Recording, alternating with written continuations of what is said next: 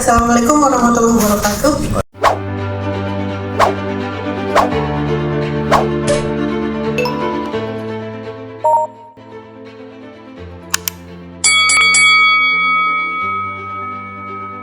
Sebagai overview, kita tahu semua bahwa dengue ini disebabkan, kita ngomongnya dengue ya, bukan lagi dengue, bukan lagi dengue, macam-macam, tapi dengue ya.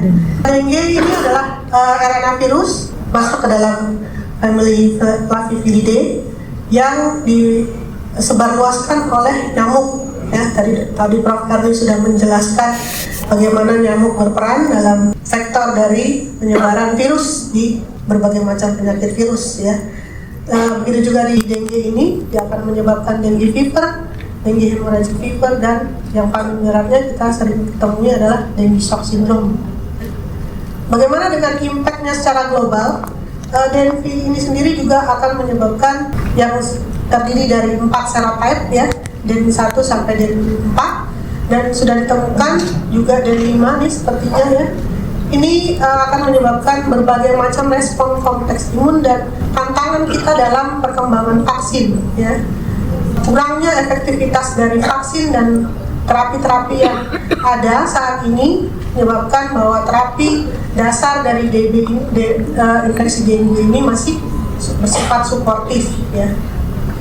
Nah ini outbreak-nya terjadi setiap tahun di negara kita. Kalau kita lihat nih data-datanya di April 2024, kasus-kasus sudah banyak ditemukan ya, naik 3 kali lipat dibanding 2023. Kemudian juga bahkan terjadi KLB di beberapa daerah sehingga Menkes mengingatkan gerakan 3M+. Begitu juga di Bali ya, ini juga wisatawan sudah harus dilengkapi dengan vaksin demam berdarah ya. Jadi memang tidak hanya di seluruh wilayah RI ini semua sudah mempunyai tadi ya laporannya kasus-kasus DB ini meningkat semua sampai di 2020. Nah ini kalau kita lihat bagaimana perkembangannya per bulan dalam 10 tahun terakhir, trennya itu terjadi selalu di awal tahun, di akhir tahun dan awal tahun berikutnya ya. Ya, dan masih dalam seasonnya itu masih musim hujan ya. Walaupun kita sering mengatakan mendapati pasien-pasien tetap ada walaupun tidak hanya di musim hujan.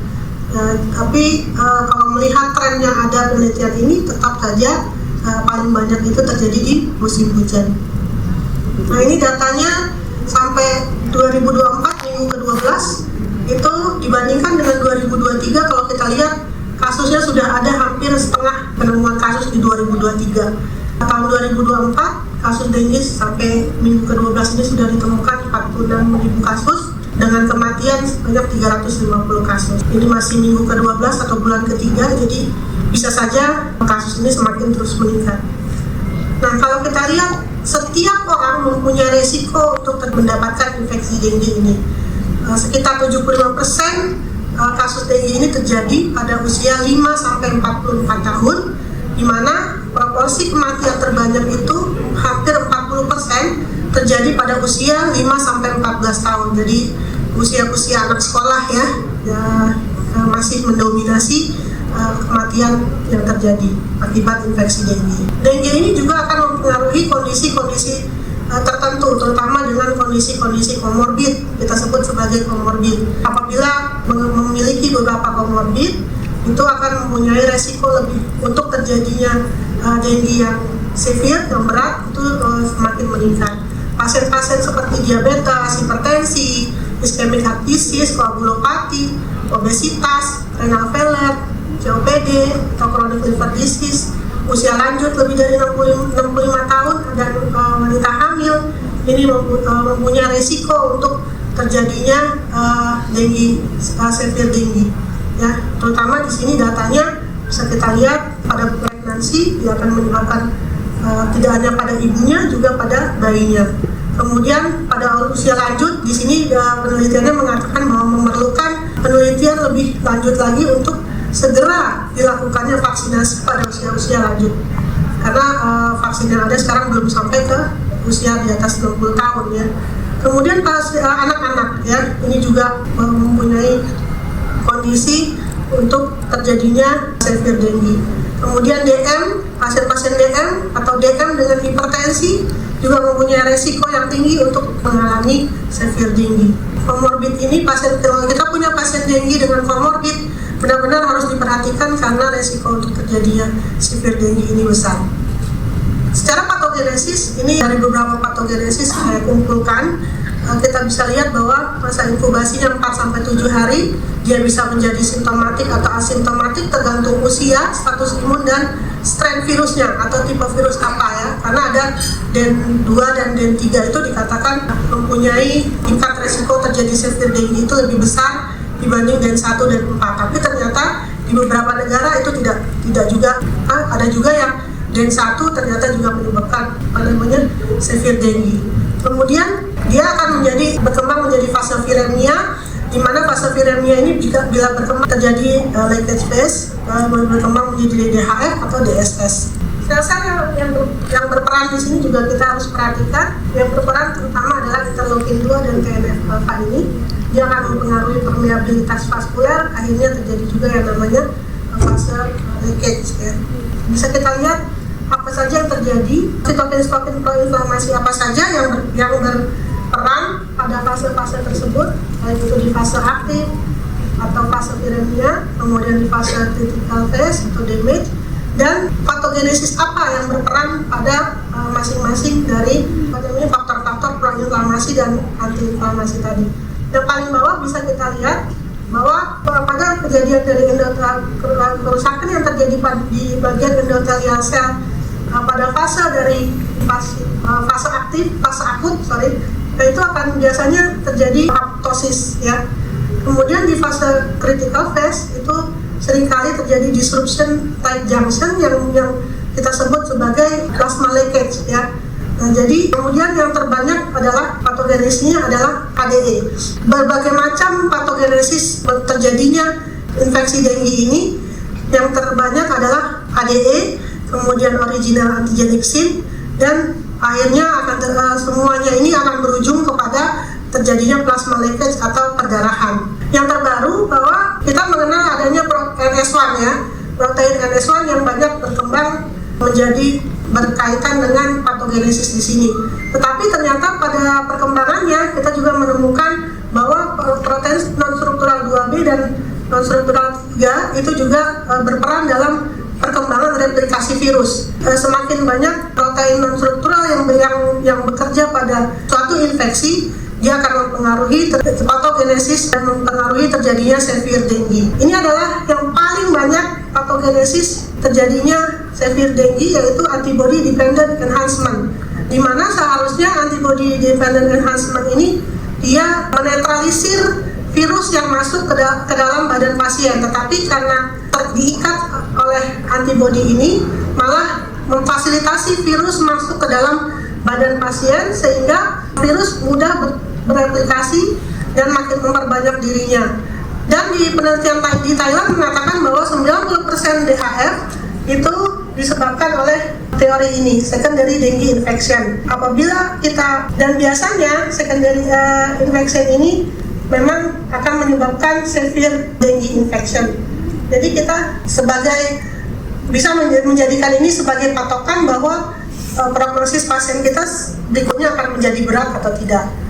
Nah, untuk perjalanan klinisnya kita lihat ini berdasarkan WHO CRO 2011 sekarang dibagi menjadi asimptomatik dan simptomatik. Simptomatik kita kenal dengan undifferentiated fever viral syndrome, kemudian ada dengue fever dengan atau tanpa perdarahan, kemudian DHF dengan atau tanpa shock, dan yang banyak berkembang sekarang adalah expanded dengue syndrome atau isolated organopathy. Apakah itu expanded dengue syndrome? Ini ya. Jadi dia bisa meluas infeksinya, baik itu menyebabkan infeksi di neurologis, gastrohepatik, di ginjal, kemudian di jantung, di respiratory, muskuloskeletal, dan limforetikular. Tetapi yang paling banyak kita temukan memang komplikasi dari infeksi dengue ini adalah pneumonia, myositis, akut cardiac failure, asites, hipotensi, kemudian respiratory failure, renal dysfunction, dan liver dysfunction. Jadi jangan heran lagi kalau dengue sekarang kok manifestasinya, komplikasinya bisa kemana-mana gitu ya. Ini saya rasa sudah pahami benar ya, kapan pada perjalanannya ini ada hari pertama sampai hari ke lewat dari 7 hari, kita lihat fase-fasenya. Di hari pertama sampai ketiga itu fase viremia, di mana pasien akan demam, biasanya terjadi dehidrasi, suhunya tinggi, kemudian hematokrit akan nilainya rendah, tetap trombosit nilainya masih tinggi. Kemudian fase kedua adalah fase kritis, biasanya di sini terjadi shock bleeding. Di sini kita lihat trombosit sudah menurun, hematokrit juga mulai naik. Dan terakhir adalah fase recovery ya. Kalau pasien kita obati dengan baik akan mengalami fluid overload atau reabsorpsi. Di sini hematokrit akan turun terus dan trombosit terus bisa kembali lagi normal, dan mulailah ditemukan serologi imunoglobulin M dan imunoglobulin G. Jadi ini adalah fase-fase perjalanan dari DBD yang harus kita pahami, dan kita bisa pakai ini sebagai pegangan kita dalam mengetahui perjalanan penyakit pasien kita. Nah, ini adalah juga kapan sebaiknya kita melakukan pemeriksaan pada DBD. Ya, kalau untuk pada hari awal infeksi, hari pertama sampai kelima, kita bisa periksa viremia dengan RT-PCR ya. Kemudian bisa juga melakukan dengan antigen ya, yaitu NS1. Kemudian setelah hari kelima sampai hari ke-9 kita bisa memeriksa antibodi. Nah, di sini kita yang menjadi patokan adalah imunoglobulin M dan imunoglobulin G. Nah, dengan pemeriksaan imunoglobulin G ini kita bisa membedakan apakah pasien ini primer atau sekunder. Apabila rasio IgM dibandingkan dengan IgG lebih dari 1,2, kemungkinan pasien kita adalah secondary infection. Atau pada saat kita periksa NS1 dan kita periksa IgG itu hasilnya positif, itu juga bisa menandakan bahwa pasien kita merupakan pasien secondary infection. Berarti dia mempunyai prognosis lebih buruk, bisa jatuh ke dalam severe dengue. Jadi penting kita untuk membedakan pasien kita ini adalah primary infection atau secondary infection. Bisa kita pakai dua pemeriksaan ini. Ini adalah beberapa pemeriksaan, baik itu secara serologis dan molekular test. Bisa kita lihat di sini. Kapan sebaiknya kita lakukan pemeriksaan di awal? Yang terbaik adalah RT-PCR, kita menemukan virus, atau dengan pemeriksaan antigen. Kemudian untuk antibodi bisa kita lakukan dengan ELISA, itu biasanya setelah 4-5 hari.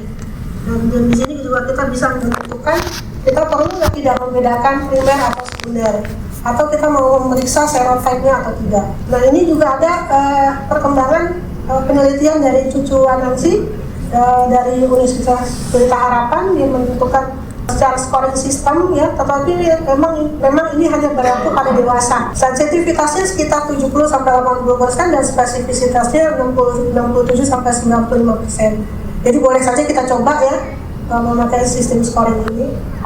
Tetapi memang kalau kita menemukan kesulitan-kesulitan pemeriksaan tadi, ini adalah patokan kita, masih kita anut sampai saat ini, yaitu leukopenia, trombosit kurang dari 100.000, serta peningkatan hematokrit. Ini adalah hal-hal yang harus kita periksa apabila kita menentukan pasien kita sudah masuk fase kritis atau tidak, gitu ya. Jadi pemeriksaan sederhana ini masih menjadi pegangan kita. Sederhana tapi maknanya sangat penting ya. Bagaimana tata laksana infeksi dengue yang terbaru berdasarkan WHO 2011 masih berpatokan pada cairan. Nah, ini ada pembagiannya ya, yang menjadi titik. Apabila kita menemukan pasien itu, kita harus mendiagnosis secara cepat ya, diagnosis dini. Kemudian tentukan ada tidaknya warning sign. Kalau tidak ada warning sign, kemudian tidak mempunyai kondisi komorbid, pasien bisa kita pulangkan. Tetapi kalau ada warning sign, kemudian ada kondisi, apalagi ada kondisi komorbid, kita harus segera rujuk pasien ke rumah sakit. Apabila ada warning sign dan mengarah kepada severe dengue, pasien wajib masuk ke dalam perawatan ICU. Ya. Ini berdasarkan WHO 2009. Nah, ini pembagiannya grup A, grup B, grup C. Grup A itu dapat dirawat di rumah, tetapi tetap dilakukan pemeriksaan laboratorium per hari. Kemudian detek cairan adekuat. Di grup B kita rawat di rumah sakit, kita lakukan perbaikan kondisi komorbidnya. Yang warning sign tetap kita harus tindak lanjuti. Di grup C ini adalah rawatan di ICU ya. biasanya terjadi severe bleeding, severe organ impairment. Nah, ini semua harus kita perbaiki. Dan selain pemeriksaan tadi, kita juga harus memeriksa pemeriksaan penunjang yang dibutuhkan. Nah, cairan bagaimana? Kalau di rumah ini kita bisa berikan cairan yang tidak no plain ya, no plain water sebaiknya. Ini berdasarkan CRO 2011, kemudian pemberian paracetamol dan juga kompres. Nah, ini masih kita pakai ya untuk pasien-pasien dengan suspek DBD tanpa masih bleeding atau tanpa shock. Jadi kita masih periksa HB/HT trombosit. Kemudian kita bisa hitung kebutuhan cairan pasien dengan rumus ini. Ini masih kita pakai ya sampai saat ini. Nah, ini untuk shock yang masih terkompensasi ya. Di sini kita bisa lihat bahwa walaupun dia ini adalah 2009, tetapi tetap memakai rumus yang sama dengan 2011 juga. Kita mulai dengan memberikan cairan 10 cc per kilogram per jamnya. Kemudian kalau perbaikan kita pakai rumus 753 ya perbaikannya. Apabila tidak terjadi perbaikan, kita periksa hematokrit. Kalau hematokritnya meningkat, berarti mulai terjadi plasma leakage, kita mulai berikan koloid. Apabila hematokrit menurun, berarti sudah terjadi perdarahan, kita harus segera berikan koloid atau bahkan transfusi darah. Nah, bagaimana kalau terjadi hipotensi atau terjadi shock di sini? Sama, tapi di sini perbedaannya mulai kita boleh memberikan koloid, tetapi tetap dimulai dengan kristaloid dulu atau koloid. Kalau perbaikan, kita lagi-lagi kita kembali ke rumus 753 tadi.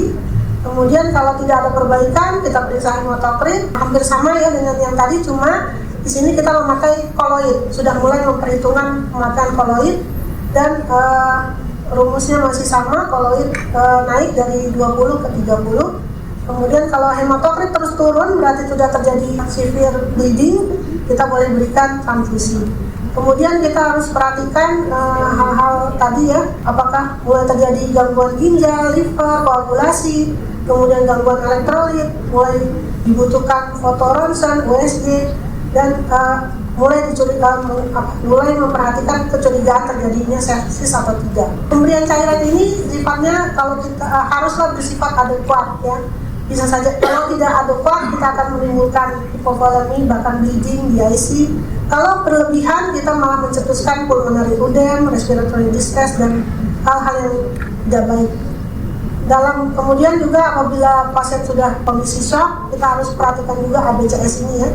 Kondisi acidosis, bleeding, kita periksa kondisi kalsium, biasanya terjadi hipokalsemi, kemudian juga hipoglikemi pada kondisi severe dengue. Nah, ini adalah terapi-terapi terbaru ya untuk antivirus yang sifatnya menekan replikasi virus. Kita lihat di sini terbanyak adalah flavonoid. Flavonoid ini ada di jambu biji ya, buahnya atau di daun. Yang paling banyak diteliti adalah daun jambu biji, atau kita bisa pakai itu kapsulnya CD ya. Dan terapi terbaru antivirus walaupun masih dalam penelitian itu ivermectin ya. Kalau ivermectin kita ingatnya ke COVID ya. Ternyata pada infeksi dengue mulai dipikirkan oleh para peneliti juga bisa diobati dengan ivermectin sebagai antivirus dari menekan tadi non-struktural 2B dan 3. Nah, kita mengobati, sekarang kita mencegah ya. Dalam pencegahan kita tetap harus melakukan edukasi, kemudian specific protection kita lakukan juga, abatisasi, fogging, PSN ya, pengendalian vektor, contohnya dengan Wolbachia ya. Kemudian juga pelacakan penderita, pemeriksaan laboratorium, ini adalah tugas kita semua sebagai dokter. Kita tidak boleh hanya tindakan-tindakan pencegahan, harus kita pahami dan kita edukasi ke masyarakat. Sudah banyak program manajemen vektor yang dilakukan di Indonesia, mulai dari larvasida, penanggulangan nyamuk ya tahun 1970 sampai 2015, gerakan satu rumah satu jumantik. Tetapi terlepas dari upaya-upaya pengendalian vektor ini, angka dengue di Indonesia terus bertambah dan dampaknya semakin meningkat. Nah, kenapa terjadi perubahan adaptasi ini? Karena ternyata sekarang ini Penularan virus itu tidak hanya melalui nyamuk saja, tapi juga melalui transovarial transmisi atau telurnya, ya. Kemudian juga jentiknya. Jentik ini dapat kita temukan di outdoor breeding places yang selama ini kita pikirkan hanya ada di dalam rumah, gitu ya. Ternyata ini adalah tempat-tempat yang kita harus mulai edukasikan ke masyarakat. Dispenser misalkan ini ya, karena kita kan tidak pernah periksa ya, ternyata di 10 cc air pun jentik ini bisa hidup.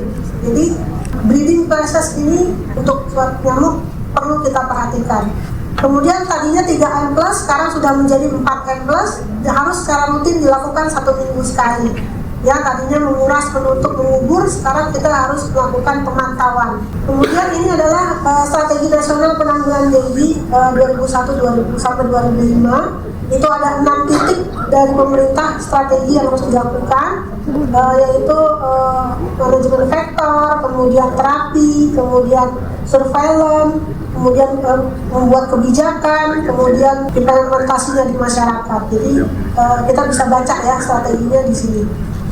Kemudian targetnya dengue ini di tahun 2030 juga merupakan aksi kritis ya, karena tinggal 6 tahun lagi harus mencapai zero condition. Nah, ini caranya bagaimana? Dengan cara vaksin ya, perkembangan vaksin, kemudian vektor kontrol strategi dan kolaboratif dengan tenaga-tenaga untuk menurunkan penyebaran dari habitat dari nyamuk.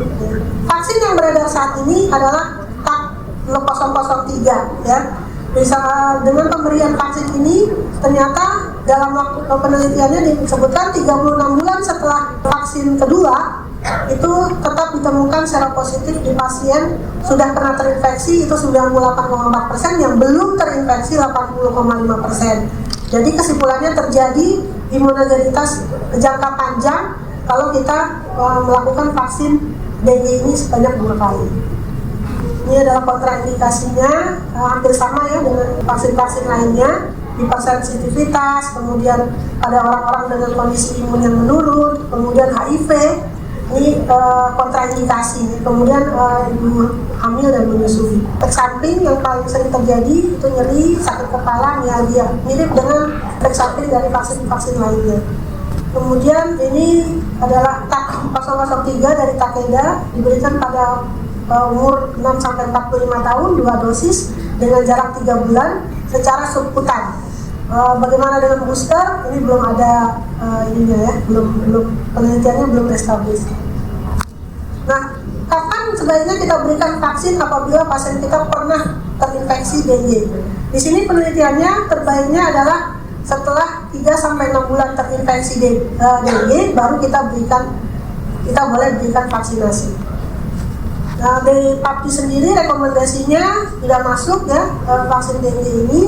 Kemudian untuk populasi komorbid juga sudah direkomendasikan dengue vaksin ini untuk pasien-pasien diabetes, heart disease, chronic alcoholic, kemudian renal failure, chronic liver disease, dan professional healthcare seperti kita. Ini WHO sendiri juga sudah membuat strategic advisory group expert, itu menyebutkan bahwa yang saat ini dibutuhkan memang adalah vaksin untuk menyelesaikan masalah-masalah border disease dan transmisi yang di daerah-daerah dengan transmisi yang tinggi.